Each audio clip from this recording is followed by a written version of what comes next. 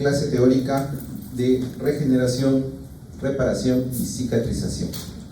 Ya hemos visto en las sesiones previas lo concerniente a la lesión celular, a lo que corresponde al proceso inflamatorio, tanto agudo y crónico, y hoy toca el siguiente proceso dentro de lo que vendría a ser los temas de patología básica, ¿no? Que corresponde pues a la manera en que los tejidos se renuevan, se reparan.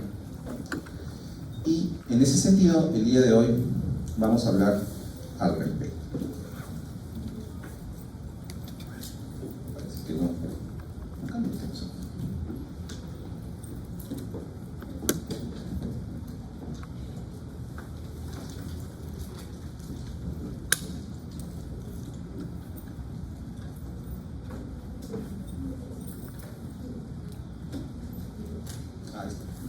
Bien, estos son los contenidos que vamos a ver el día de hoy. Hay ciertos conceptos que tenemos que refrescar respecto al tema, ¿no? En sí, si se percatan, nuestro tema está al último. Es bastante pequeño en realidad el tema, pero ¿qué es lo importante? Repasar todos estos aspectos de histología, de biología celular, porque nos son necesarios para entender el fenómeno de la reparación, ¿ya? Entonces, por esa razón, vamos a hacer un recordaris, ¿no?, en lo que va de la primera hora, y dejaremos para el último el proceso de curación a través de la reparación y la cicatrización.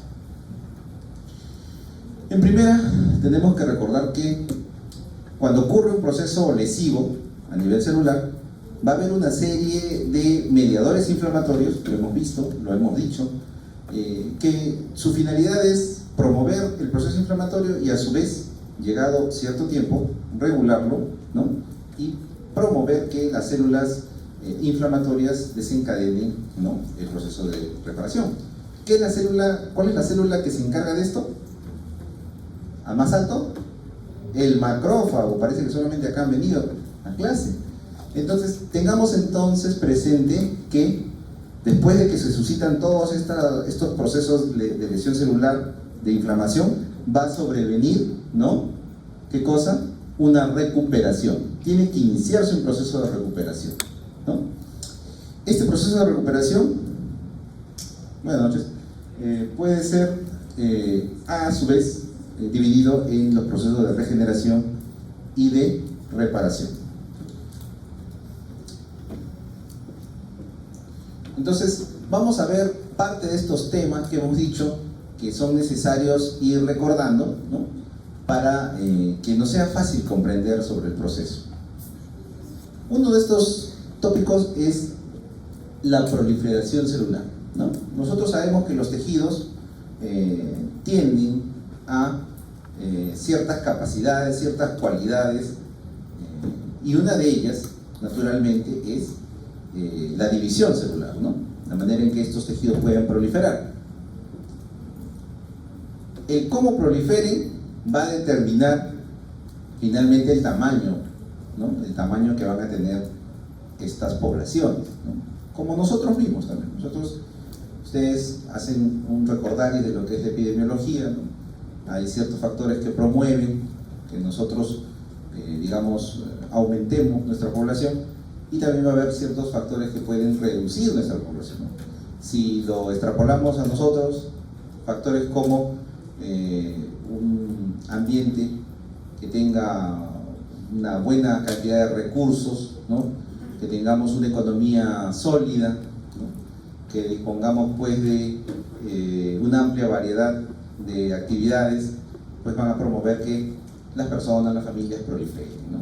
Mientras que, digamos, escenarios en donde escasea la comida, escenarios en donde hay déficit, ¿no?, de lo que son empleos, de recursos, eso promueve a veces que las poblaciones se contraigan, ¿no? Igualito pasa a nivel celular.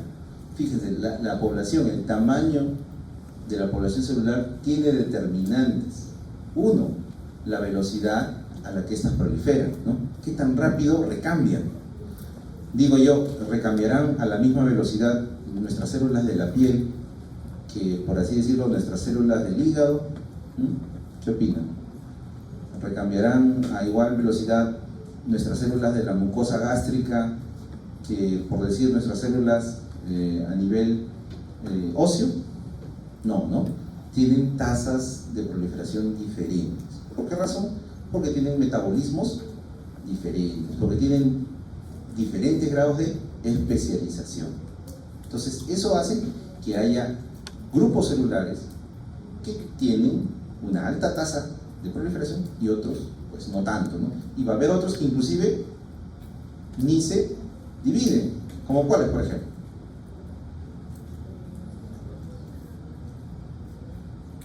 Muy bien, las células del sistema nervioso, muy bien. Las células musculares, correcto.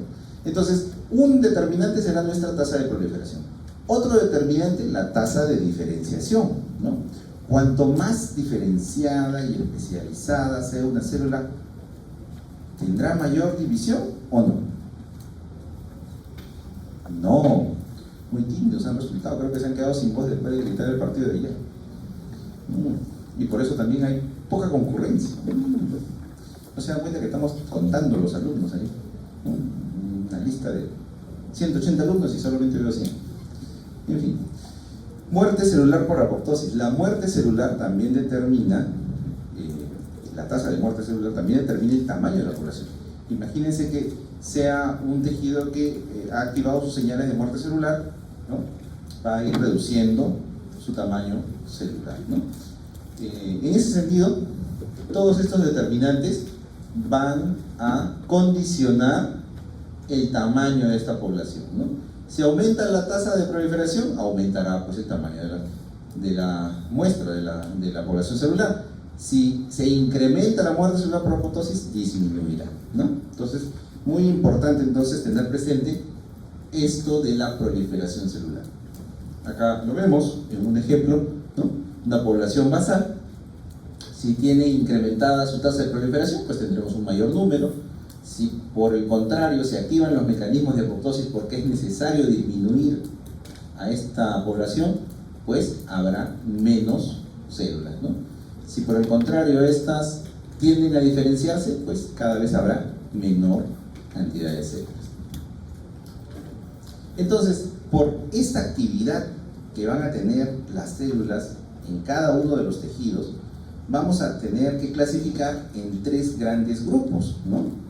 Vamos a tener primero los tejidos que son lábiles, ¿no? Lábiles porque están en constante división, constante recambio, proliferan siempre, ¿no? Nosotros ni cuenta nos damos, ¿no? Pero estamos mutando, estamos cambiando, el término mejor, cambiando todas nuestras células escamosas, ¿no? Así como las serpientes. ¿Ustedes han visto cómo las serpientes mudan de piel? Prácticamente queda todo un cascarón, ¿no? Alargado, todo un cilindro que es la piel vieja que han dejado, ¿no? Entonces nosotros estamos constantemente recambiando, constantemente. Estas pueden ser, ¿no?, provenientes, como ven acá, de células madre que tienen una gran capacidad de proliferación. Por otro lado tendremos a tejidos quiescentes. El término quiescente hace alusión a algo que está como en un estado de letargo, de reposo, ¿no? Esperando el momento para entrar en acción, ¿correcto? Entonces, estos tejidos quiescentes suelen ser estables, suelen mantener por un buen tiempo la misma cantidad celular, la misma población, ¿no? Pero en determinadas circunstancias, algún tipo de estrés, ¿no?, algún tipo de necesidad que pueda surgir en el organismo, pues van a ser estimuladas, van a ser impelidas a entrar en el proceso de división celular, ¿no? Entonces, cuando ya ingresan, se van a comportar como las primeras, ¿no? Van a empezar a proliferar, van a empezar a aumentar su número, ¿no? Y vamos a tener pues un crecimiento. Entonces, entre las células del tejido quiescente, pues destacan nuestras células hepáticas, ¿no?, por ejemplo. Y luego finalmente tenemos los tejidos permanentes, ¿no? Tejidos que ya han alcanzado su madurez y su grado de especialización plena y ya no tienen esa capacidad, ¿no? Es como decir, han intercambiado, ¿no?, toda su funcionalidad para hacer una acción específica, ¿no?, única en el organismo, a cambio de poder reproducirse. Imagínenlo como astronautas, ¿no? Se van al espacio por 20, 30 años y pues no pueden estar en estos menesteres familiares y por esa razón están muy especializados, pero no se pueden dividir, ¿no? Así tenemos pues lo que son nuestras células del sistema nervioso, célula muscular, no presentan mitosis en la vida postnatal, ¿no? Las células madre también es un concepto muy importante cuando vayamos a hablar sobre regeneración, ¿no? Regeneración nos hace rápidamente pensar en la capacidad de poder restituir completamente, ¿no?, un tejido dañado. ¿Y cómo podríamos conseguir esa restitución si no tuviéramos a estas famosas células, ¿no? Las células madre, que seguramente ustedes han oído bastante de ellas, ¿no? Vamos a recordar algunas cositas. Las células madre pueden ser a nivel embrionario, ¿no? Se conoce como células pluripotenciales, o pueden estar, ¿no?, en el adulto, en nosotros, ¿no? Hasta hace cierto tiempo se creía que solamente estaban en los embriones, ¿no? Imagínense, pensar que un ser humano ya adulto, alcanzado su desarrollo pleno, tenga células madre, pues daba cierta situación compleja, ¿no?, para pensar, ¿no? Pero sí, lo tenemos todavía, y es en virtud de esta célula madre que se permite hacer cierta regeneración en tejidos importantes, ¿no? Ya lo vamos a ver. Pero por sí solo, cuando hablamos de célula madre, usualmente es a este tipo de células a las que nos referimos, ¿no? Dan origen a todos los tejidos del cuerpo, pueden mantenerse indiferenciados, ¿no?, en una situación expectante, ¿no?, o ser inducidos por los factores de crecimiento indicados para entrar al proceso de diferenciación, ¿no? Además, también pueden aislarse a partir de estas células dentro de lo que vendría a ser las primeras divisiones, ¿no?, cuando se forma el cigoto, ¿no?, que son las células, los blastocistos, ¿no? Entonces, a partir de ahí podemos ir aislándolos. Entonces, tenemos acá en este gráfico bastante didáctico, ¿no? Tenemos nuestro cigoto, acá lo ven arribita, que se ha formado por la unión ¿de qué? ¿De qué, muchachos? Nadie muerde ni castiga en esta clase, ¿no? Están bien tímidos. ¿Qué pasaba esta promoción? En otra promoción había que detenerlo, no hablen. Un óvulo y un espermatozoide, se forma el cigoto, pues. Y ese cigoto ha recibido número haploide de cada uno de sus papás, ¿no? Entonces ahí forma ya el nuevo ser e inicia todo un proceso exponencial de crecimiento celular, ¿no?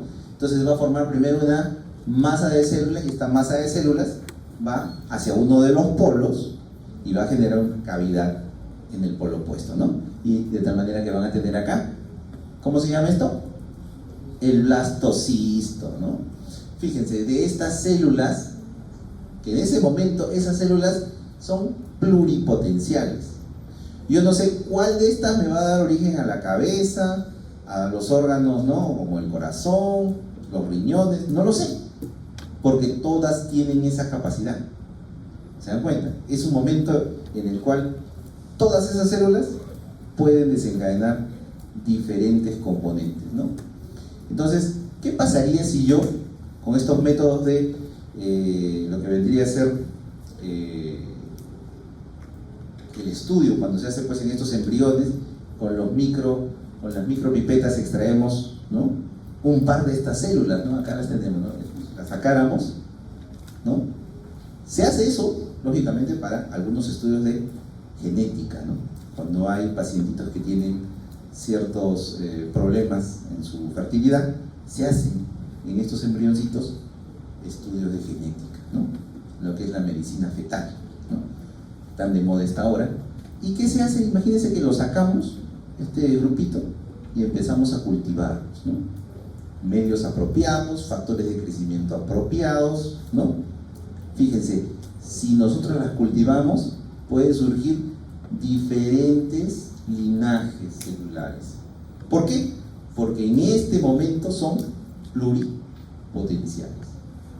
Pueden convertirse en cualquier tipo de célula, ¿no?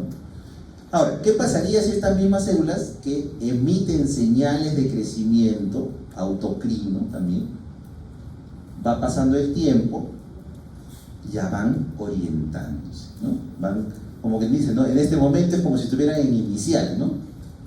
Acá ya están en secundaria, ¿ya? Algunos ya están mirando a qué se van a dedicar.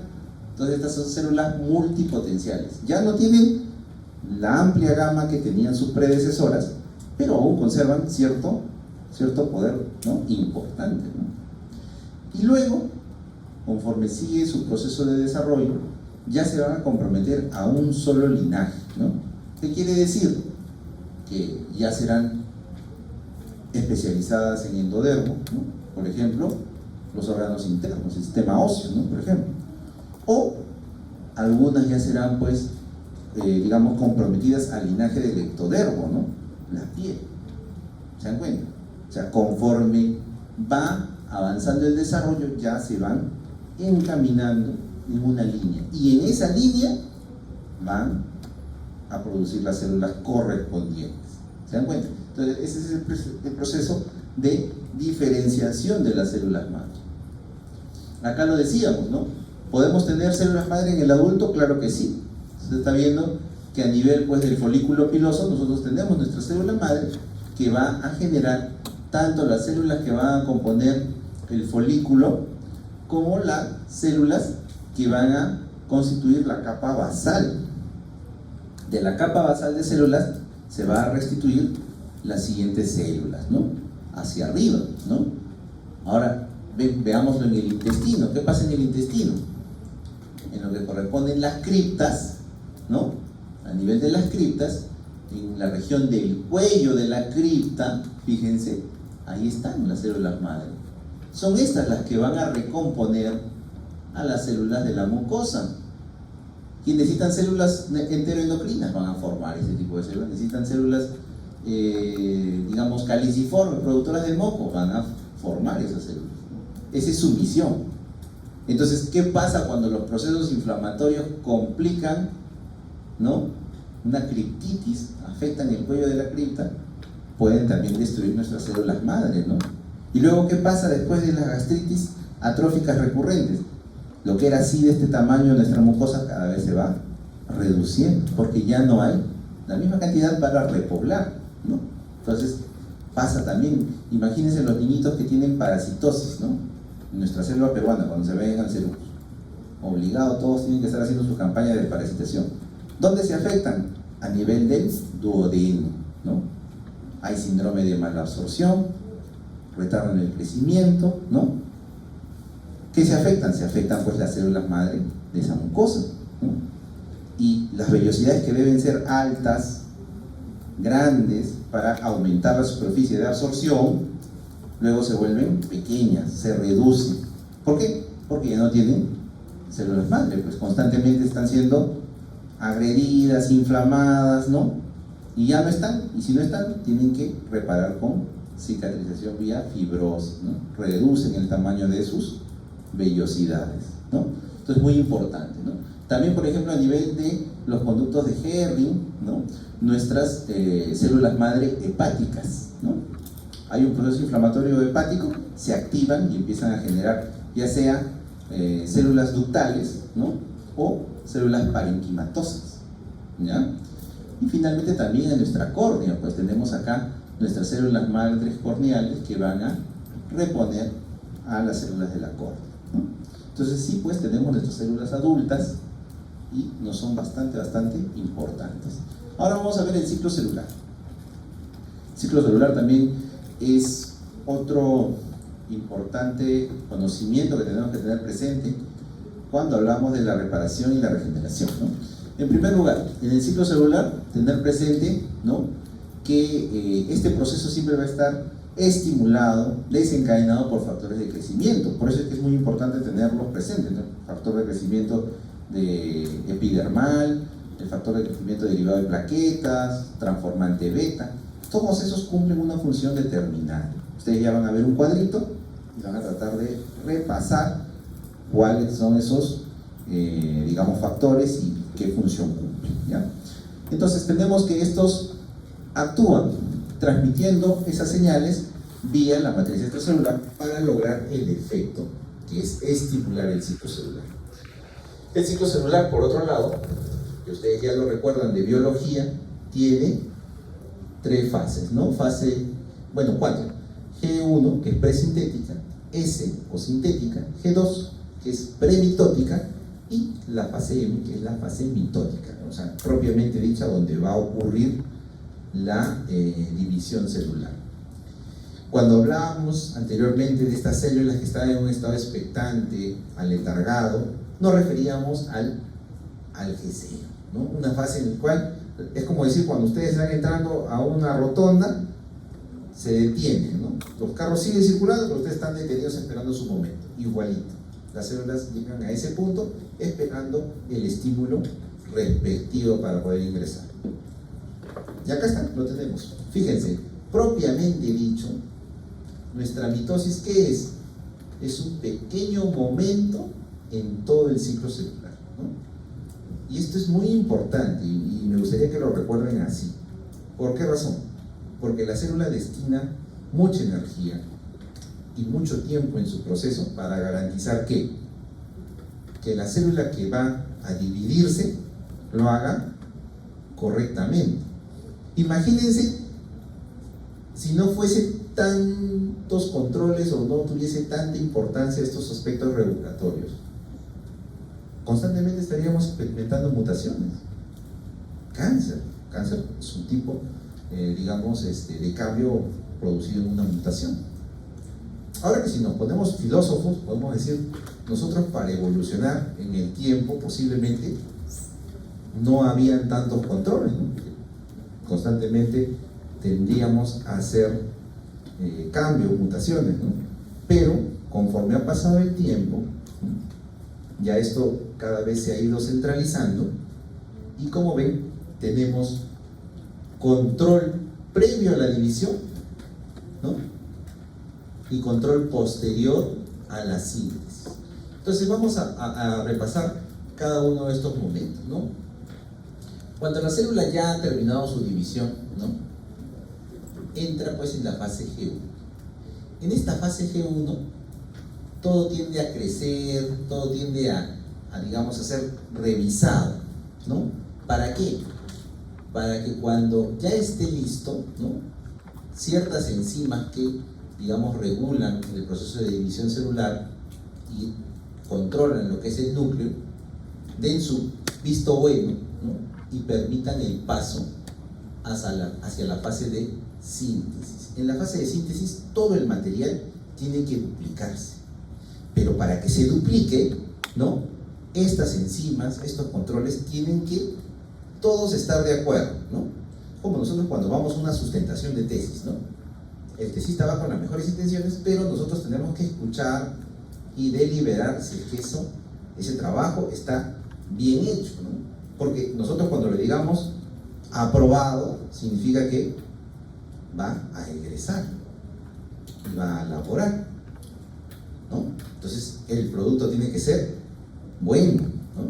Entonces en ese sentido, fíjense, hay un punto de restricción, hay un punto de control que evitará que células que tengan errores pasen a la fase de síntesis y aquellas que estén bien les dirán pasen, ¿no?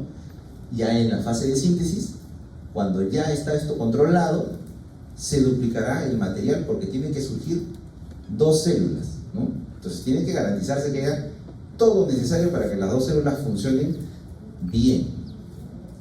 No obstante, cuando termine este proceso de síntesis, en el proceso premitótico o G2, también habrá un control. ¿Por qué? Porque la célula no se fía. Acá se pudo haber sintetizado de más. Por ahí un errorcito, alguien no hizo su tarea y se sintetizó de más. ¿Y qué pueden surgir si se sintetiza de más? Las triploidías, ¿no? Imagínense, pues si con todo este control estamos tratando de garantizar que se mantenga el mismo número, si se sintetiza de más y falla ese control, surgen ya las triploidías, las mutaciones. Entonces fíjense, acá hay otro control muy importante para garantizar que todo esto que se ha sintetizado doble esté en la cantidad justa y necesaria. Y una vez que eso está así, recién dice, vaya y pase a la mitosis. Y es en la mitosis en donde ya propiamente la célula se va a dividir, ¿no? En todo el proceso que ustedes ya conocen, ¿no? Profase, anafase, metafase y telofase, ¿no? Entonces ahí ya la célula, ¿no?, va a enviar todas sus cromosomas homólogos, cada célula, y luego vamos a obtener, pues, después de la estricción del citoplasma, dos células diferentes, ¿no? Entonces ese es el proceso de división celular a través del ciclo, ¿no? Toda esta larga lista son factores de crecimiento muy importantes que participan en el ciclo celular, ¿no? Hay células que los producen, ¿no?, y las funciones que cumplen. Esto siempre preguntamos, así que no está de más en casita en este fin de semana ir repasando, ¿ya? Seguimos. Entonces ya hemos visto los tejidos, ya hemos visto lo que es las células madre, ya hemos visto lo que es el ciclo celular. Ojo, acá estamos recordando, todo esto no es nada nuevo, ya ustedes lo han visto, pero es necesario que lo tengan fresco. Mecanismos de regeneración. Fíjense, el primer punto de nuestro tema era la regeneración. ¿Será posible la regeneración en el ser humano? ¿Ustedes qué opinan? Sí, no, depende. Sí, dicen por acá. ¿Otros? Ahorita nos cortamos un brazo y nos va a crecer otro brazo. No, no. Un dedo, no, tampoco, ¿no? ¿Por qué? ¿Por qué creen? A ver, ahí está. A ver. Claro, muy bien, los anfibios. Ustedes han encontrado estos animalitos, las salamandras, a veces cuando se van al campo, ¿no? Quiere decir familiares en el campo, ahí en la zona de lo que es en Piura, por ahí dicen también, en la zona de selva, ceja de selva también, ¿no? Entonces estos anfibios, estos animalitos pierden parte de sus extremidades, la colita, ¿no? Y después, a partir del muñón, empieza un proceso de regeneración para recuperar la extremidad faltante, ¿no? Entonces, evolutivamente hablando, ¿no?, estos organismos aún conservan esa capacidad que los mamíferos hemos perdido en general. Así, en general lo hemos perdido. Otra cosa es que en determinados órganos tengamos cierta capacidad regenerativa, ¿no? Entonces eso sí, pero así para regenerar porciones de nuestro organismo, no. Tenemos ausencia de lo que es el blastema, ¿no? Esa yemita de donde va a surgir el crecimiento, no lo tenemos, ¿no? Fíjense, se ha estudiado y hay una vía molecular, la famosa vía WNT beta-catenina, ¿no? Esta beta es la encargada, es decir, lo que nos queda a nosotros como ser humano en la capacidad para regenerarnos, ¿no? Esa vía. Y esta vía también está involucrada con cierto tipo de tumores, ¿no? Entonces eso ya lo veremos más adelante. Entonces, esta vía regula la función de las células madre en epitelios. ¿Qué epitelios? En el epitelio intestinal, en tejidos como la médula ósea, ¿no?, y en el hígado, ¿no? Curiosamente, los tres órganos, si se quiere, que tienen esa capacidad regenerativa en el hombre, ¿no? Ustedes cuando tienen, por ejemplo, tienen un accidente de tránsito, ¿no?, Dios no quiere, y pierden sangre, ¿no? Al inicio pues van a hacer una anemia, ¿no?, una anemia por pérdida, ¿no? ¿Y qué cosa van a hacer? Pues, bueno, obviamente pasarán sangre, en algunos casos cuando es muy agudo, y en otras dejarán hematínicos, ¿no? Hierro sacarato, ¿no?, eritropoyetina, les pondrán, ¿no? ¿Para qué? Para estimular el crecimiento. ¿Por qué? Porque las células madre la tienen en sus médulas y lo que necesitan es un estímulo para desarrollarlos, ¿no? Sufrimos un accidente, oye, algo más común, los partos. Todas las chicas ya van a dar a luz. Cuando dan a luz, ¿qué ocurre también? hemorragia, pérdida de sangre. ¿Por qué es tan preocupante, cuando ustedes tienen sus serums, controlar la anemia en las gestantes? Porque yo sé que el parto implica una pérdida de sangre. ¿De cuánto de sangre? ¿Cuánto de sangre perderemos en un parto? 2 litros, no creo, mucho. No, puedes perder los 2 litros, pero digamos no es lo esperado, ¿no? Entre 500 a 750 puedes perder, ¿no? Puedes perder. Sí pueden perder más, ojo, si no hacen un buen trabajo activo de placenta, si hay atonilpirina, ya esas cositas ustedes las descubrirán en gineco. Pero, ¿qué quiero decir con esto? Que ustedes saben que fisiológicamente van a perder sangre. Por eso les preocupa que tengan una buena hemoglobina. Y si no la tienen, ¿qué hacen? Le dan suplementos de hierro, ¿no? Entonces, por esa razón, como yo sé eso, le voy a dar suplementos de hierro. ¿Para qué? ¿Para estimular a quién? A la médula ósea. Porque yo sé que mi médula ósea tiene células madre hematopoyéticas que me van a regenerar. ¿Qué cosa? ¿Qué regeneran? ¿Hemoglobina así sola, la molécula? Los glóbulos rojos. ¿Qué más regeneran? Mis glóbulos blancos. Todo va a regenerar. Muy bien, entonces tenemos nuestra célula madre en nuestra médula. Y en nuestro hígado, claro, ¿no? Nuestro hígado también. El hígado es muy importante. ¿Por qué? ¿Qué hace el hígado? El metabolismo, muy amplio, es cierto. El hígado también hace muchas cosas amplias. Síntesis. Es muy importante porque va a sintetizar muchos compuestos, muchas proteínas que son útiles para el cuerpo. Pero también no solamente hace eso. ¿Qué hace también? Detoxifica, ¿no?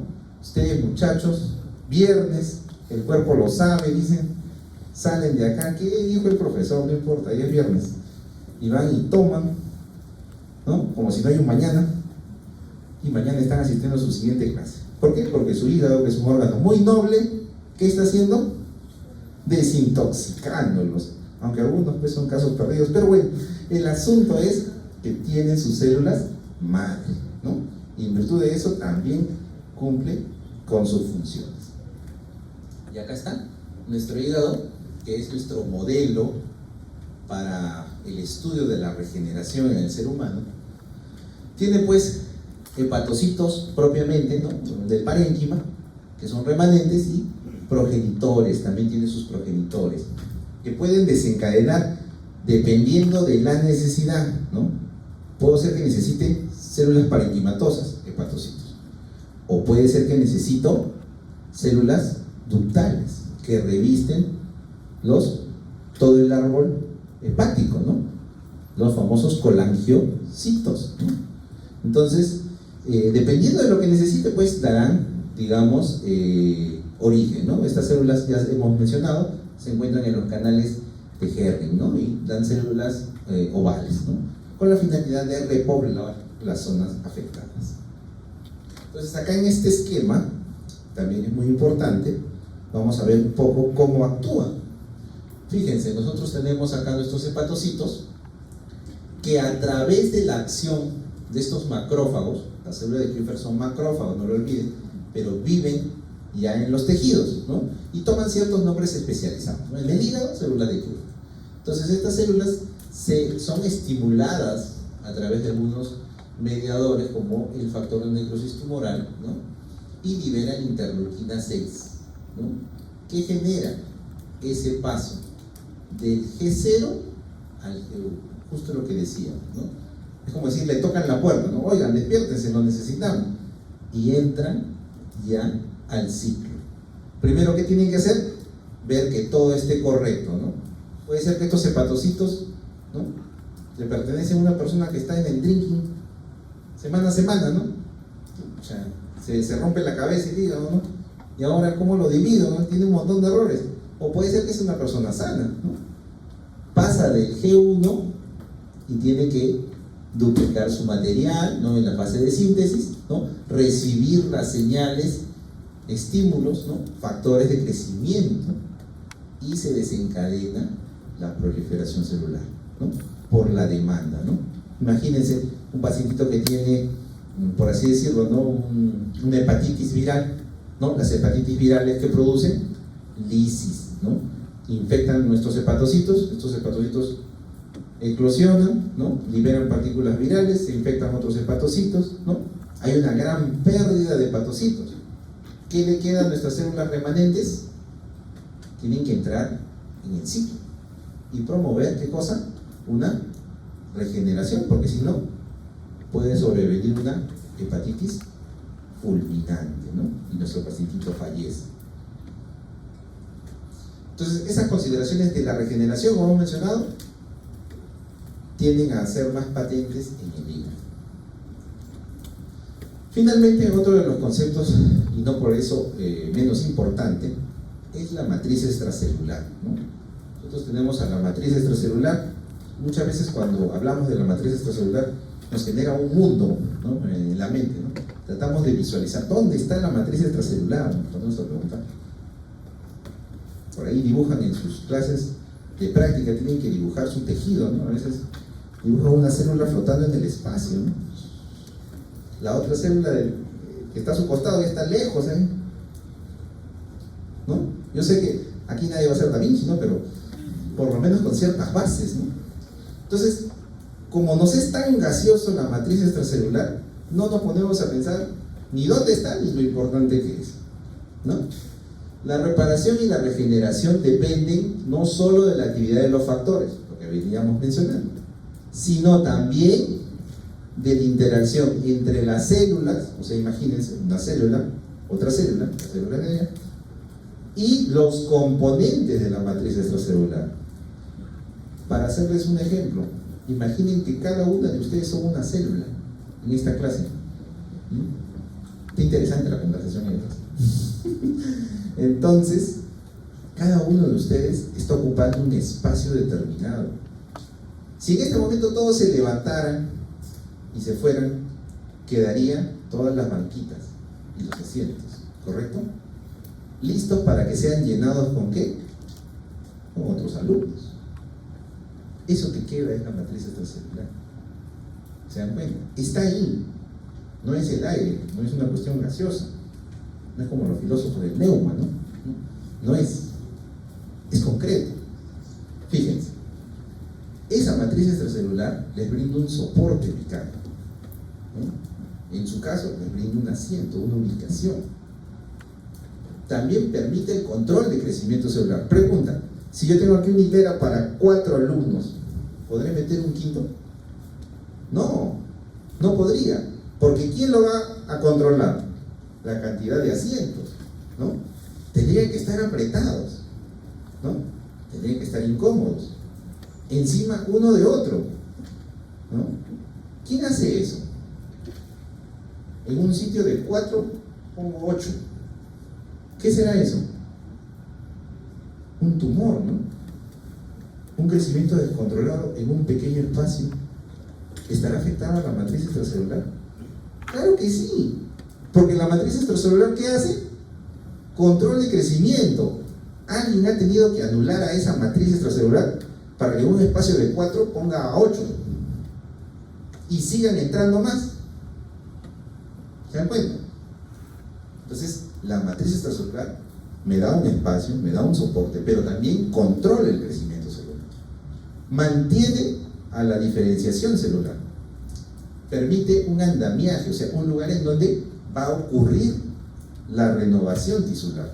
Se va un chico, viene otro, digo, siéntate acá, acá hay espacio. ¿Se dan cuenta? Igualito.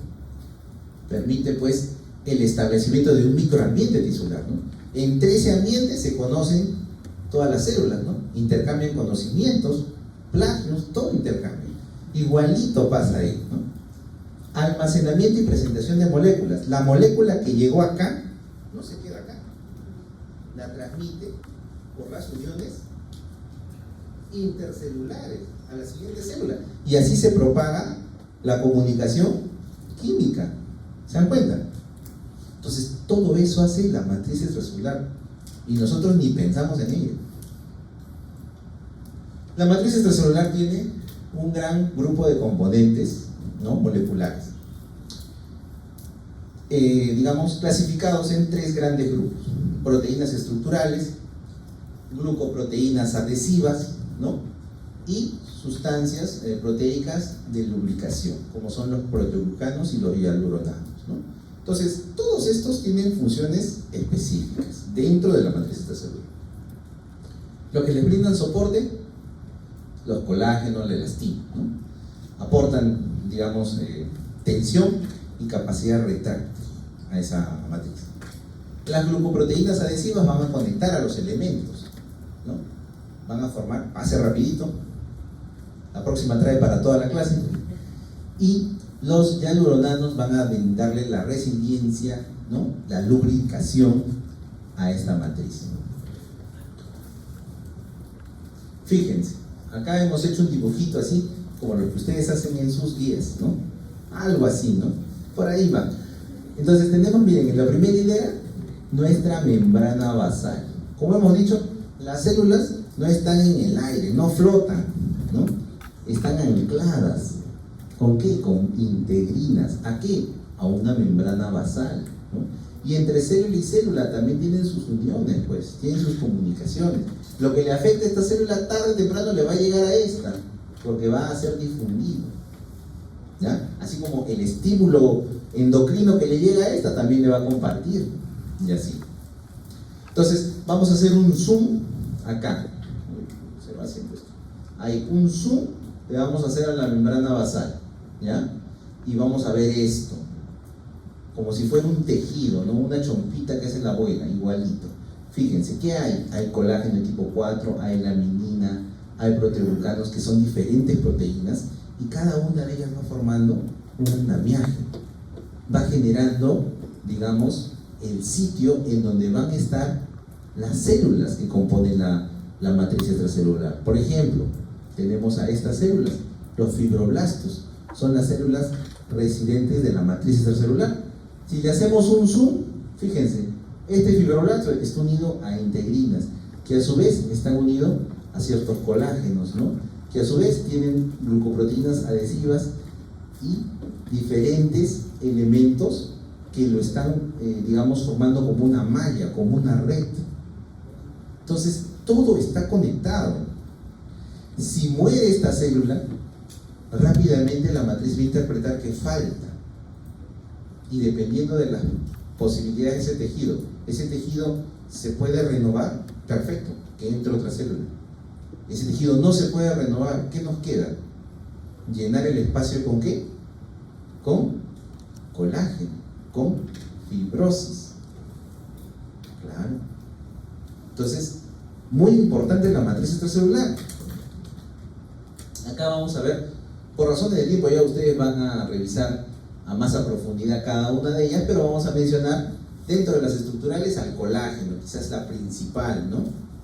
Proporciona fuerza tensil, soporte. Hay 27 tipos de colágeno, pero creo que ya se han descubierto otros 5 más, así que hay muchos más todavía. ¿Cómo es bioquímicamente? Tiene 3 cadenas en triple hélice y tienen esta secuencia: primero la glicina y después otros 2 aminoácidos, X y Y, el que ustedes quieran. Tipos 1, 3, 5 y 11 son fibrilares, ¿ya?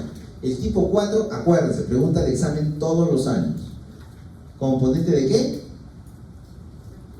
Membrana basal, ¿ya? El tipo 7 forma fibrillas de anclaje. Entonces acá tienen un cuadrito en donde hay los principales tipos de colágeno, ¿no? Colágeno 1, ¿dónde lo encuentro? En los tejidos duros, ¿no? Los huesos. ¿Qué pasa cuando hay una mutación en el codón que codifica al colágeno tipo 1? Osteogénesis imperfecta. ¿Han visto esos pacientitos que tienen tallita baja y que constantemente sus huesitos se van rompiendo y luego se curvan sus huesitos? Ya, ellos tienen osteogénesis imperfecta, ¿ya? Entonces con ellos lastimosamente no se forma bien este colágeno, ¿no? Y eso va a afectar el desarrollo locomotor, ¿ya? Tienen también la acondroplasia, también hay otros, ¿no? Cuando se afecta ¿cómo se llama? El colágeno tipo 2, también, sí, también los síndromes de R-TAR, los que pueden afectar, ¿no?, las arterias, ¿no?, el tipo vascular, ¿no?, la epidermolisis ampollosa, ¿no?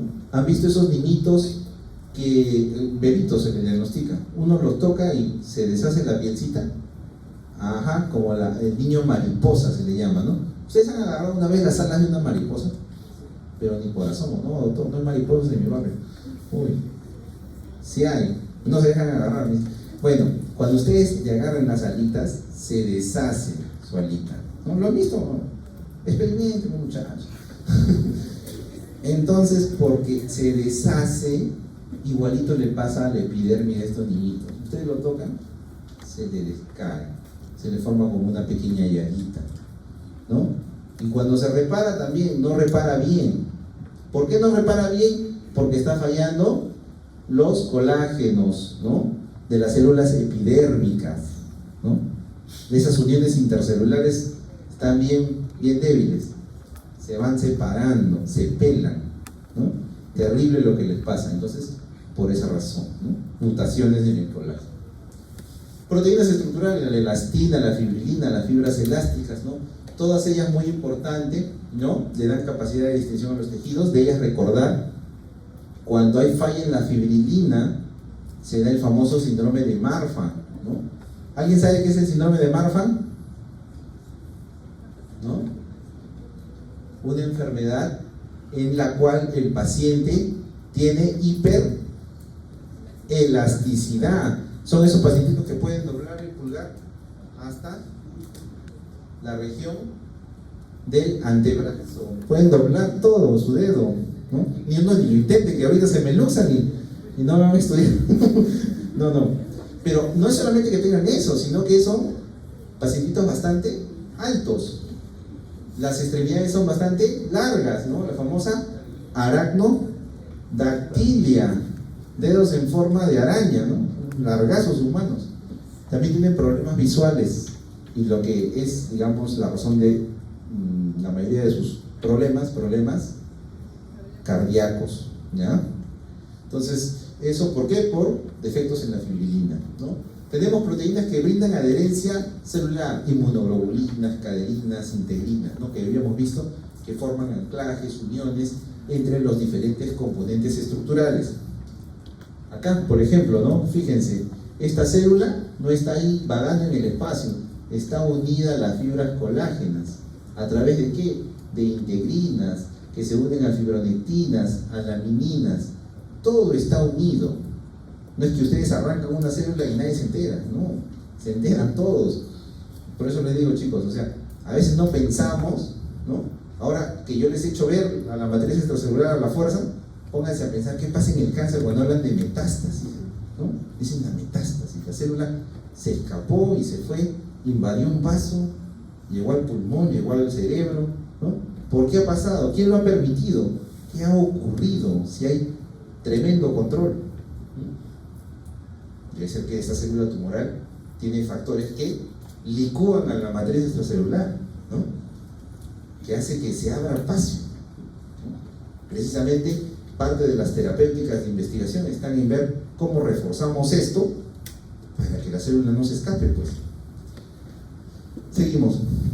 Los glucosamínglicanos y los proteoglucanos, que le brindan, ¿qué cosa? Lubricación. Son polímeros que hacen más, digamos, distensible esta matriz extracelular, ¿no? Bien, hasta acá hemos hecho un recordario de muchos elementos de la bioquímica, de la histología, de la biología, para llegar a entender la curación, que sí es una clase bastante fácil, ¿no? Pero es necesario saber todo eso, porque de ahí a veces nos hacemos preguntas, ¿no? Cuando hablamos de la curación, tenemos que entender que no ha habido, ¿qué cosa? Regeneración. Cuando hablamos de curación, no ha habido regeneración, ¿correcto? Y cuando no hay regeneración, lógicamente esa curación tiene una cicatriz, una marca, ¿no? Todos tienen sus cicatrices, muchachos. Algunos la llevan en el alma, muy bien.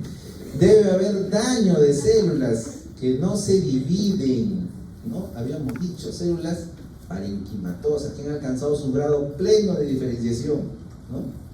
Y también debe haberse involucrado daño a nivel de la matriz extracelular, ¿no? Todo eso tiene que haber ocurrido. ¿Qué le queda al organismo? Reemplazar esas células que se perdieron por colágeno, ¿no? Esa materia, esa proteína va a ocupar ese espacio, va a rellenar, ¿no? Como si acá ahorita todos esos espacios yo los rellenara, ¿no? Con unos saquitos, con almohadas, le ponemos unas ropitas y ya está lleno el salón, ¿no? Pero no es, pues, solo los que están, ¿no? Los felicito por estar acá. Ya está, seguimos. Paso para formar la cicatriz. Entonces, ya sabemos que ese tejido que no se regenera va a curar vía cicatrización. Para que esa cicatriz ocurra también hay un proceso, también hay pasos. ¿Qué pasos son estos?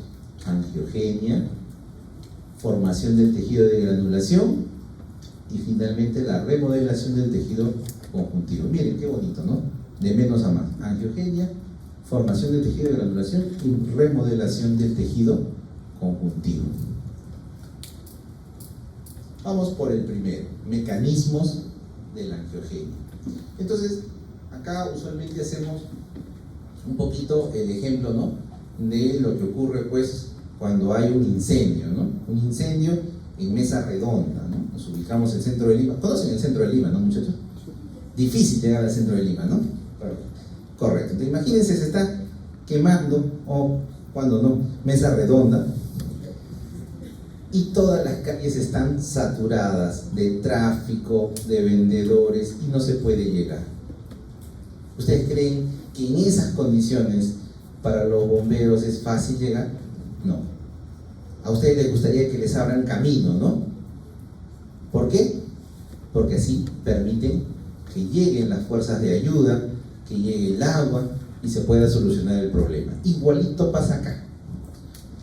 Si el tejido no está bien perfundido, es decir, no le ingresa buen aporte de sangre, ¿ustedes creen que se curará? ¿Se cicatrizará bien o no?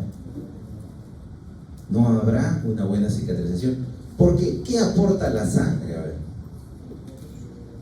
Eritrocitos. ¿Qué cosas son los eritrocitos al fin y al cabo? Glóbulos rojos. ¿Pero cuál es su importancia? Oxígeno, muy bien. Entonces ustedes ven un eritrocito y es una célula que su función es transportar oxígeno. Y necesitan oxígeno, pues. ¿Qué más necesitan? ¿Qué hay en la sangre? Aparte ya del glóbulo rojo. ¿Qué más? Plaquetas, ¿no? En el caso de que haya una hemorragia las necesitamos para tapar y evitar más pérdidas. ¿Qué más? Leucocitos, células inflamatorias que van a poder modular esa inflamación, ¿no?, y detenerla en algún momento. Correcto. ¿Qué más hay en la sangre? Acá vamos, chicos, de la selección. ¿Qué más hay en la sangre? Para los leucocitos, las plaquetas, la vitamina que se absorbe, se forma en los tejidos. Muy bien, eso tiene un nombre.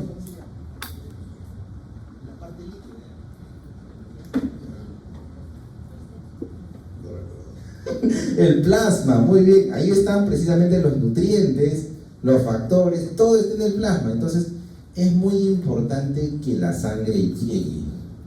¿Cómo va a llegar? Con mecanismos de angiogenia, generación de nuevos vasos. Entonces, ¿es crítico? Crítico. Si no hay nuevos vasos, olvídense, eso no se va a curar. Durante el desarrollo embrionario, recuerden, se da la vasculogenia, ¿ya? Pregunta de examen. Red vascular primitiva, ¿a partir de qué? De células embrionarias precursoras, que son los angioblastos, ¿ya? O sea, si vemos a un fetito que está en desarrollo, un embrioncito, ¿no?, ellos van a hacer vasculogenia, van a empezar a generar su árbol circulatorio vía vasculogenia. En el adulto, los vasos nuevos no se van a formar por vasculogenia, sino por angiogenia. que va a ser ramificación de vasos que ya existen. Y se va a reclutar células progenitoras, no, células precursoras embrionarias desde la médula ósea. O sea, se mandan las señales para que estas células viajen hacia la zona. ¿Cómo? Eso sí, hasta ahorita la biología molecular no nos aclara, pero ocurre. Entonces decimos que a partir de los vasos preexistentes, ¿no?, el óxido nítrico tiene la función de dilatarlos, tiene que abrir esos vasitos, ¿no? Luego, el factor de crecimiento endotelial vascular va a inducir aumento de la permeabilidad. Las metaloproteinasas que están presentes van a ayudar a degradar la membrana basal. Necesitamos abrir un paso para que crezcan nuevas ramitas, ¿no? El anticuerpo el activador del plasminógeno rompe contacto con las células embrionarias. Estas proliferan y migran hacia la zona donde está esa yemita, ese crecimiento, y se va a dar ahí la maduración y la reestructuración de estas células embrionarias, ¿no? Finalmente se van a reclutar células periendoteliales para revestir los nuevos vasos. Entonces, fíjense, este es el otro mecanismo a partir de células precursoras endoteliales, ¿no? Estas se van a reclutar desde la médula ósea, que todavía no se conoce bien el mecanismo para la reclutación. Se cree que es por ciertos factores quimiotácticos que van a hacer posible que se desplacen, ¿no? ¿Contribuyen a qué?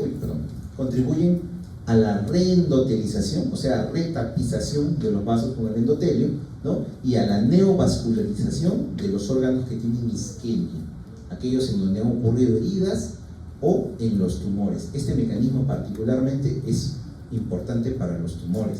Es uno de los mecanismos que los ayuda a crecer. Imagínense, si los tumores no tuvieran esa capacidad de generar angiogenia, no podrían salirse de donde están. Estarían confinados en el órgano. Es precisamente que ellos utilizan mecanismos de angiogenia que les permiten movilizarse.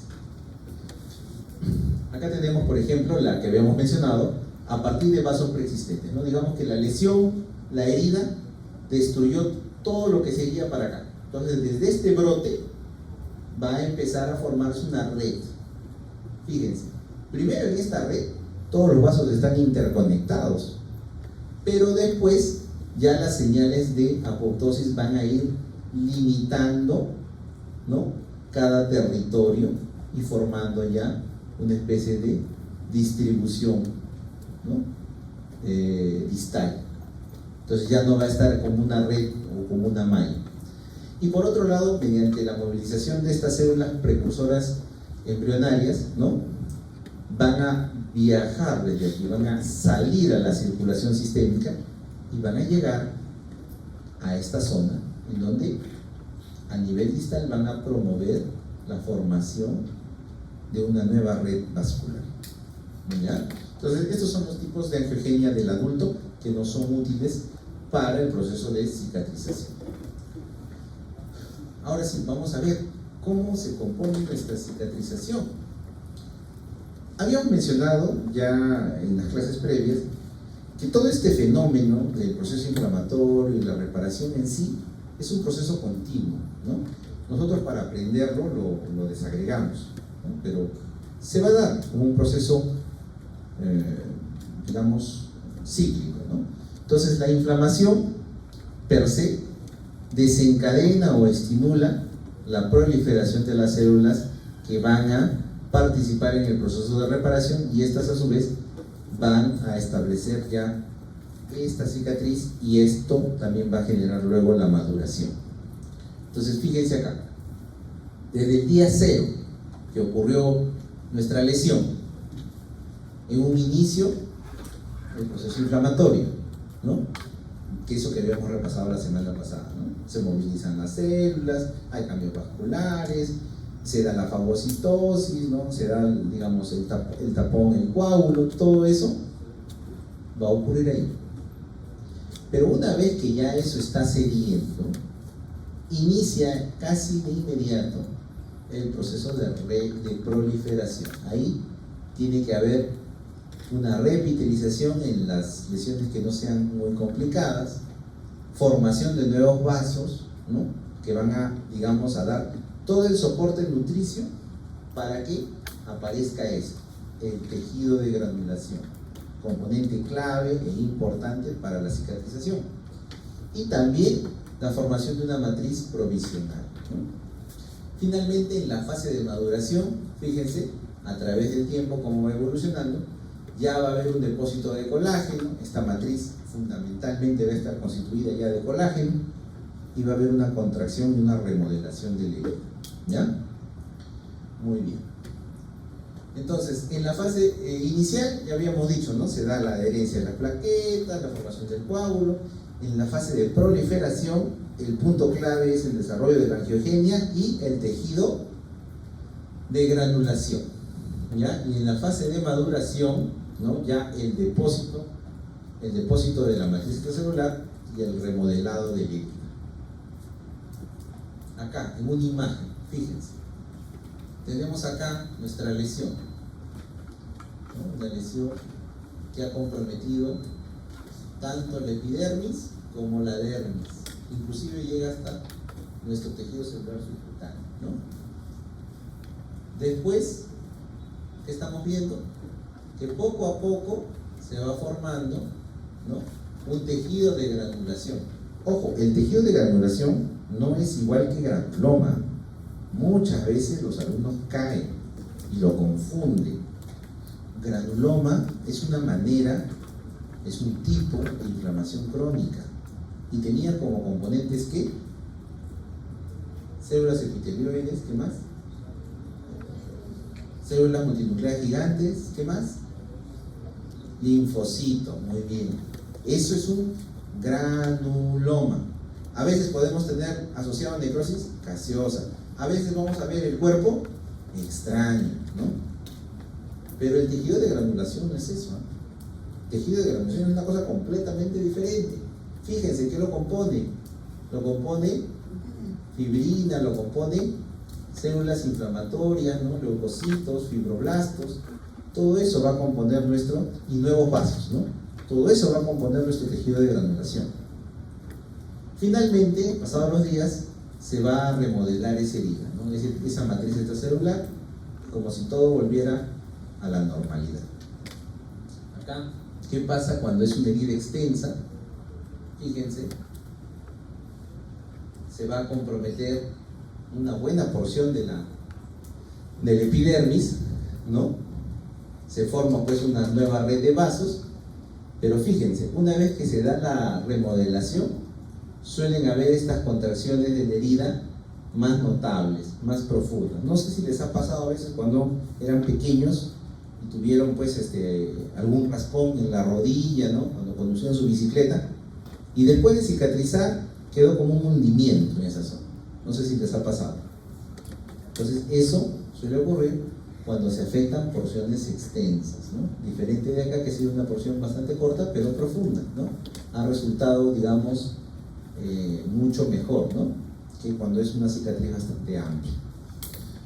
Bien, curación de las heridas cutáneas, ¿no? Entonces hay formación de colágeno, ¿no?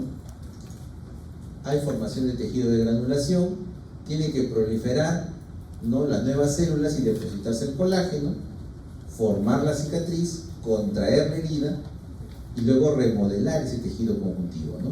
Finalmente recuperar la fuerza tensil previa, ¿no? Lo más que se pueda, ¿no?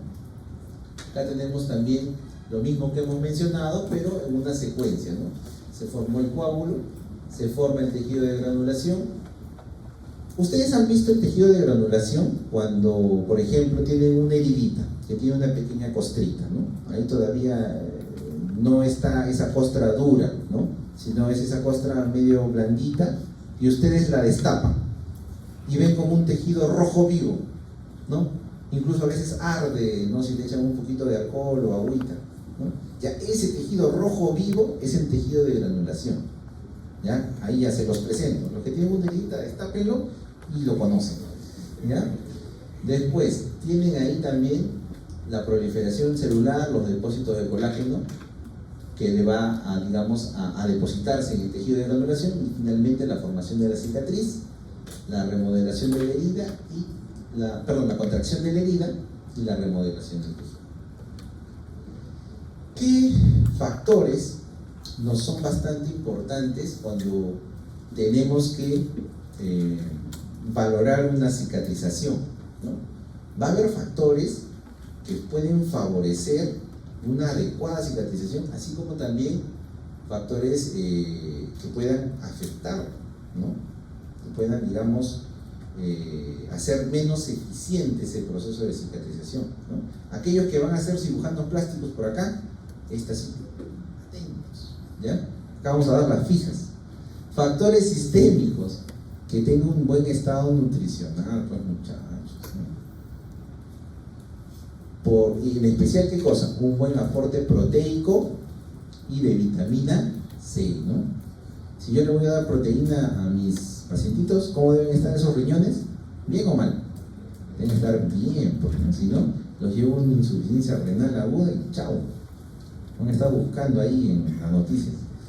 Estado metabólico. Debe estar su estado hormonal bien, su estado de su glucosa, ¿no? Sus triglicéridos, todo tiene que estar ok. Estado circulatorio. Hemos dicho que para que algo se cicatrice tiene que haber vasos nuevos, tiene que haber sangre, ¿no? Entonces, si mi paciente no tiene una buena irrigación, no va a haber una buena cicatrización, pues, muchachos. Y las hormonas también, ¿no? Esos son los factores sistémicos, ¿no? Los factores locales. Debo curar mis heridas, ¿no? Si yo no hago una buena limpieza, olvídense, eso no va a cicatrizar, ¿no? A veces, por ejemplo, ya les va a pasar cuando estén, por ejemplo, en el tópico de cirugía, cuando sean internos, ya van a acordarse de esta clase. Estaban ahí tranquilos, escuchando el partido de Perú, ¿no? Y de pronto viene una mamá trayendo un niñito que se ha hecho una herida, ¿no? Y van a ver que en la herida pues hay piedritas, hay tierrita, todo, ¿no? Y ustedes, como estaban preocupados por el partido, le echaron un poquito de alcohol y todo, y le pusieron una gasa y a su casa. Al día siguiente, o a los 2 días, va a llegar inflamado, flogótico, drenando pus. ¿Por qué? Porque no sacaste las Porque piedras. no hicieron una buena limpieza. Y como no hicieron una buena limpieza, en vez de formar un tejido de granulación sano, lo que han hecho es generar bastante fibrina y detritus. Y mientras esté eso presente, olvídense, no va a haber cicatriz. ¿Qué se le hace a ese niñito? Vamos a descubrir esa herida, vamos a agarrar la iodopovidona y ¿qué van a hacer? ¿A algunos les ha pasado? No, ahí está, ahí les ha pasado. Van a frotar esa herida y este niñito se va a acordar de ustedes toda su vida, ¿no? Cuando crezca lo voy a buscar, les va a decir, ¿no? Porque le va a arder, pero ustedes tienen que hacerlo para dejar esa herida limpia, ¿no? Tierra rasante. ¿Ah? ¿Le ha pasado? Claro, pues. Así, la semana pasada. Ya. Recuerdos de Vietnam, como dice el meme, ¿no? Ya está. Entonces, cuando ustedes hacen esa curación, ya le ponen su gasita, le ponen su furosemida, todo, lo mandan a su casita, su antibiótico oral por si acaso, y al día siguiente viene su nueva curación. Y qué bonito está ahora sí rojito el tejido de granulación, ¿no? Ya estamos en buen camino. Su curación para eliminar la fibrina, los detritus, su gasita, su apósito, su cremita, y así lo vamos a ir manejando hasta que empiece a rellenar. También les va a pasar en qué? Interno, en el hospital Rebagliati, piso, no me acuerdo cómo se habían cambiado los pisos, pero ahí están todos los pacientes postraditos, ¿no? Que tienen sus escaras. ¿Saben qué son las escaras, no? Las lesiones por presión, ¿no? Los que han tenido sus abuelitos en casa, a veces hay lesiones tan profundas que se ve el hueso. Y ustedes se quedan pensando, profesor, ¿en serio va a rellenar eso? No, mejor saben que ya no, ahí nomás. ¿Quién tiró la toalla, no? Con curaciones diarias, amor y alimentación, va a empezar a rellenar eso. ¿Sí? Si tuviera varices. ¿Qué significa que tengo unos varices? Mal retorno venoso. ¿Y eso qué significa en general? ¿Hay una buena o mala circulación? Mala. Mala circulación. ¿Y qué me habíamos dicho acá? Si no hay un buen estado circulatorio, ¿cicatrizará bien? Ahí está la respuesta, no va a cicatrizar bien. En el diabético, que tiene comprometida la circulación y el estado metabólico, ¿cicatrizará bien? No. Si no está regulado, no. Los diabéticos tienen nefropatía diabética. Y en la nefropatía diabética, ¿qué se pierde? ¿Qué se pierde? Proteínas. Muy bien, se pierden las proteínas. ¿Qué necesitábamos? ¿Cicatrizará bien? No va a cicatrizar bien. Entonces, cuando ustedes hacen la curación diaria de las heridas y eliminan la fibrina y van formando ese tejido de granulación, lo protegen con las cremitas antibióticas tópicas, entonces eso va a ir rellenando. Y sí, pasa. Me pasó a mí con mucho gusto en todo un mes, ¿no? Cuando fui interno, curé pues el señor Galo, se llamaba, señor Galo. No hablaba, ¿no? Estaba así medio postradito. Pero poco, con dedicación, empezó a curar su heridita, se empezó a cerrar, ya se sentaba, agarraba su periódico, leía. Se acabó la rotación, me fui, entró otro interno, y a los días estaban llevándose al señor Galo en una camilla. Curen a sus pacientes, chicos. Los pacientes lo van a agradecer, y eso es bastante reconfortante porque ustedes están haciendo un buen trabajo, ¿no? Tengan bastante empatía por ellos, ¿no? Muy bien, esos son nuestros factores locales de infección. Factores mecánicos, estamos ahí rascando la costrita. ¿Creen que cicatrizará? No, si estamos ahí todos de obsesivos, nunca va a cicatrizar, los muchachos. Cuerpos extraños, lo que veníamos diciendo. No hicimos una buena limpieza, se quedaron astillitas, piedritas, todo, no va a cicatrizar, tiene que estar limpio. Características peculiares de la herida. Imagínense una herida en la región del codo. Constantemente están ustedes haciendo esto, o en la rodilla, ¿no? Difícil, ¿no? Hay situaciones que pueden ser un poco más difíciles para la curación, ¿no? Aspectos patológicos de la reparación, ya estamos terminando. Puede haber una formación deficiente de la cicatriz, ¿ya? Ya sea por las cosas que hemos explicado, ¿no? Tracción mecánica, mal aporte proteico, mala circulación. Todo eso puede devenir en una mala o una deficiente cicatriz. Por otro lado, puede ocurrir una excesiva proliferación de los componentes de la reparación, ¿no?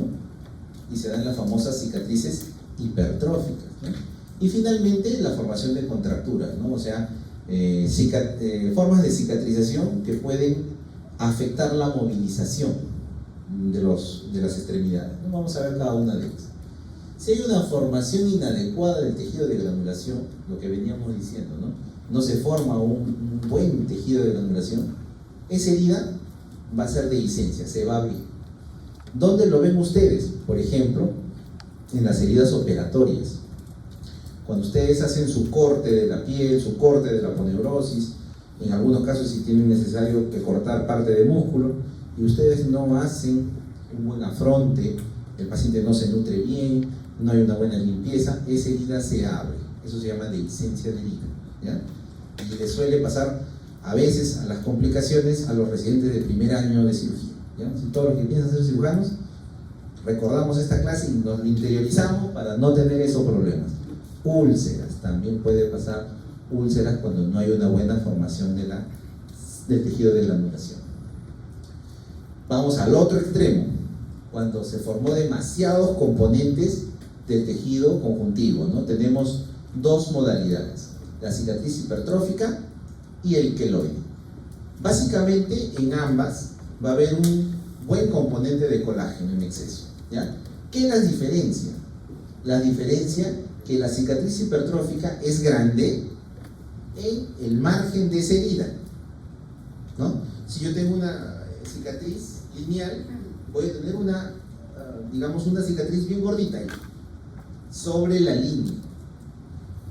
En cambio en el queloide, de esa cicatriz se va a ampliar de manera irregular, fuera de ese margen. Entonces no te va a respetar el borde original, ¿no? Acá tenemos una imagen, ¿no? Posiblemente tuvo una lesión lineal, ¿no? En este lado así, y ha crecido hacia los lados, ¿no? Eso es un queloide, ¿ya? ¿Dónde puede ocurrir marcos queloides? Hay zonas del cuerpo que son más proclives a hacer queloide, por ejemplo la oreja. Así que las chicas que les gusta hacerse 1, 2, 3, 5 más hoyitos, eviten, muchachas, porque en una de esas sale una pequeña heridita y por ahí crece un queloide. ¿Se puede hacer un tatuaje? Bueno, lo único que conseguirá sería estimular más ese queloide. Así es. Curiosamente, ya que tocaste ese tema, les voy a decir que usualmente los tratamientos para erradicar el queloide son bastante, ¿cómo llamarlos? Poco efectivos. Inclusive la misma cirugía para removerlos los genera nuevamente, vuelve a crecer, ¿no? A veces los infiltran con algunos corticoides y por un momento leve disminuyen y luego regresan de rebote. Sí, es bastante complicado los queloides. Pero ya ese es, digamos, el pan de cada día de los cirujanos plásticos, ¿no? También otra zona donde suelen surgir queloides es el dorso de la mano, la región interna del cuello, ¿no? La región anterior del tórax, ¿no? La cara interna de los brazos, ¿no? El queloide que más común tenemos es el de la vacuna. No sé si ustedes se han visto, ¿no? El huequito de la vacuna, ¿no? Ese es. ¿Qué pasa cuando un queloide lo cortamos? Ahí está. Vemos acá la epidermis, que está un poco aplanada porque no tiene sus famosas crestas, ¿no? Y está un poquito disminuida. Y lo que sí vemos a nivel de la dermis profunda es una proliferación bastante importante de colágeno, ¿no? Hay bastante colágeno que lo ven de este color rojo, ¿no? Intenso, ¿no? Entonces eso es lo que constituye el queloide. Las contracturas, por otro lado, son, digamos, formas anómalas que van a tomar las extremidades producto de ¿qué? De la reparación de la piel, ¿no? Esta puede, digamos, limitar la funcionalidad de las extremidades, ¿no? ¿En quiénes se ven usualmente mucho estas lesiones? En los pacientes quemados, ¿no? En los pacientes quemados, cuando hay quemaduras extensas de la piel que puedan comprometer zonas articulares, ¿no? Esta puede, digamos, cicatrizar y limitar la movilidad, ¿no? Por más que ustedes quieran, ¿no? Ustedes dicen, no, pero muevan, pues, no hay tela para que se mueva, ¿no? Entonces, eso es un poco serio, ¿no? Imaginen, vean acá este caso, ¿no? El paciente ha sufrido una quemadura extensa que compromete la región, ¿no?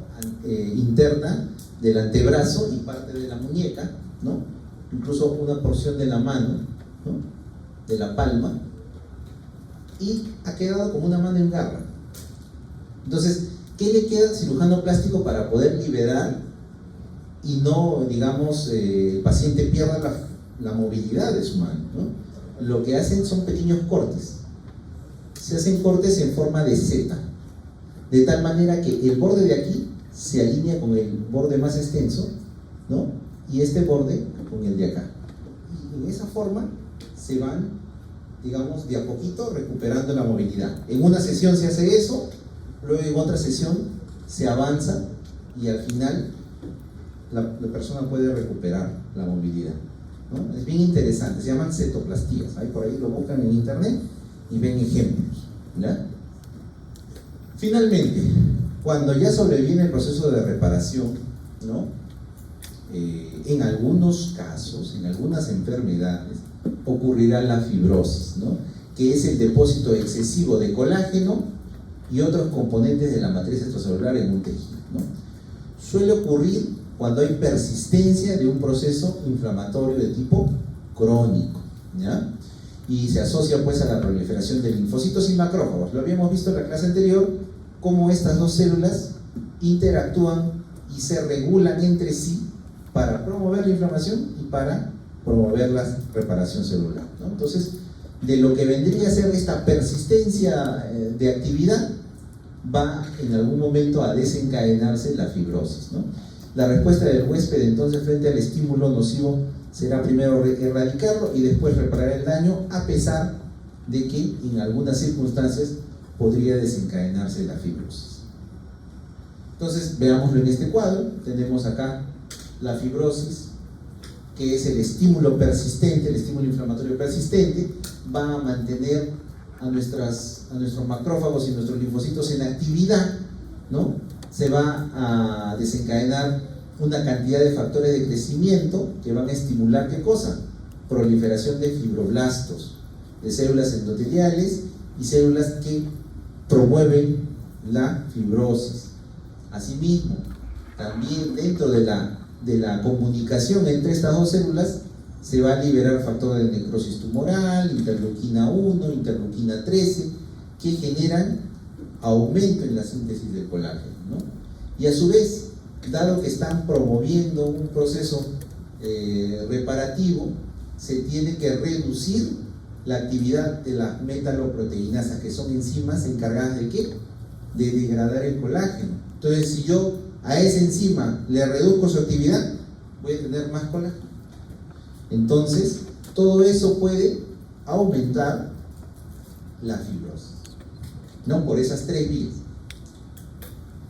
Muy bien, hasta aquí hemos visto estas tres primeras teorías y vamos a sintetizarlo todo en una sola, ¿no? Vamos a tratar de captar el mensaje, ¿no? Como habíamos mencionado, ¿no? Que es una serie de fenómenos que están todos encadenados, ¿no? A partir de una lesión tendremos una respuesta celular y vascular. Esto desencadenará la eliminación del estímulo en el caso de las lesiones agudas, o persistirá y se desencadenará un proceso crónico, ¿no? En el caso de las lesiones agudas, la muerte de estas células puede desencadenar ¿qué cosa? El estímulo para la regeneración en aquellos tejidos en donde sea posible, ¿ya? Y en otros casos, cuando haya muerte de estas células parenquimatosas y haya afectación, ¿no? profunda de la matriz extracelular, lo único que va a quedar es la reparación celular. Aquí habrá una cicatriz de la que habíamos mencionado.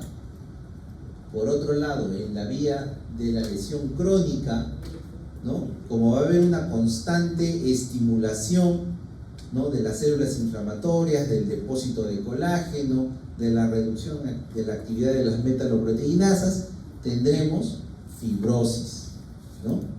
¿Y cómo lo vamos a ver? Usualmente en el contexto de enfermedades inflamatorias crónicas, ¿no? Cirrosis, pancreatitis crónica, fibrosis pulmonar, entre otros, ¿no? Acá tenemos un ejemplo, fíjense, tenemos un alveolo, ¿no? Tenemos un alveolo. Acá está, miren, el capilar y lo cerquita que está, ¿no? Estos neumocitos para hacer la difusión. Acá está todo bien, ¿no? Este es el corazón. Vamos a ver acá qué ocurre, ¿no? Se da un proceso inflamatorio, participación de lo que son los polimorfos nucleares, hay la destrucción de algunos tejidos, lastimosamente también se puede afectar, ¿no? el intersticio, ¿no? Y en algunos casos habrá regeneración, ¿no? Y, digamos, tratará de repararse lo más cercano a el tejido original. Y en otros casos, lastimosamente, la persistencia del problema crónico hará que se vaya depositando fibras de colágeno, aparezcan fibroblastos y este intersticio sea más espeso, ¿no? Más denso, lo cual va a impedir ¿qué cosa? El intercambio gaseoso, ¿no? Y este paciente acusará disnea. ¿Qué pasa en el corazón? Un corazón sano, luego hay una enfermedad seguramente aterotrombótica, se da el proceso de infarto, mueren estas células que no tienen reparación y el paciente sobrevive, se hace una terapia fibrinolítica, se trata de recuperar la mayor cantidad de miocitos cardíacos, el paciente sale de UCI coronaria, se repone, pero va a tener ¿qué cosa? Su cicatriz fibrótica del infarto, ¿no? Y a ese paciente no tendrá, digamos, mucha actividad, esfuerzo, ¿no? Se le dará pues sus indicaciones para no sobreexigir, porque tendrá áreas del corazón que no se contraigan, pues son áreas fibróticas, ya no hay células miocitos cardíacos que ayudan en la contracción, ¿no? Ya no será lo mismo, pues un paciente infartado que sobrevive puede fallecer de cualquier otra cosa, y cuando hacemos la necropsia, ¿qué encontramos? La cicatriz fibrosa, ¿no? Porque aquí no podemos reemplazarlo con nuevas células, ¿no? Muy bien, eso es todo el día de